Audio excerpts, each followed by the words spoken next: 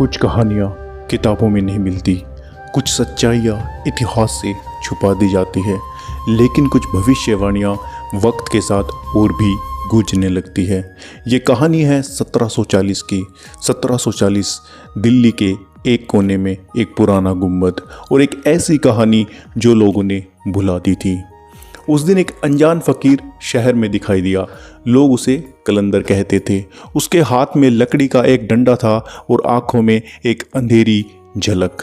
उस दिन जिस दिन लाल गुंबद गिरेगा, एक बादशाह मरेगा और एक शैतान का जन्म होगा। लोग हंस पड़े। उसकी बातें मजाक बन गई। किसी ने भी उसके शब्दों को गंभीरता से नहीं लिया।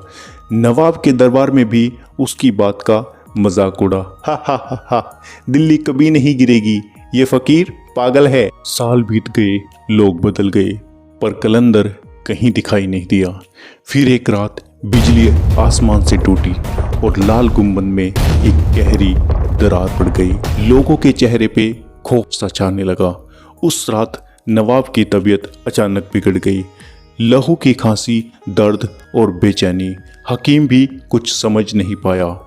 अगले दिन नवाब मर चुका था और उसका अंतिम संस्कार शाही रीतियों से किया गया। शहर में सन्नाटा था।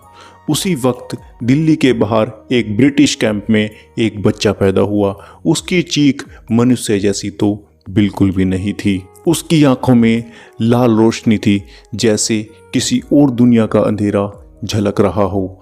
दाई ने देखा और पीछे हट गई। और फिर एक एक करके भारत के शहर, किले और रियासतें कंपनी के नीचे दबते गए। और सालों बाद वही बुढ़िया जो कभी हंस के गुजर गई थी, आज कांप रही थी।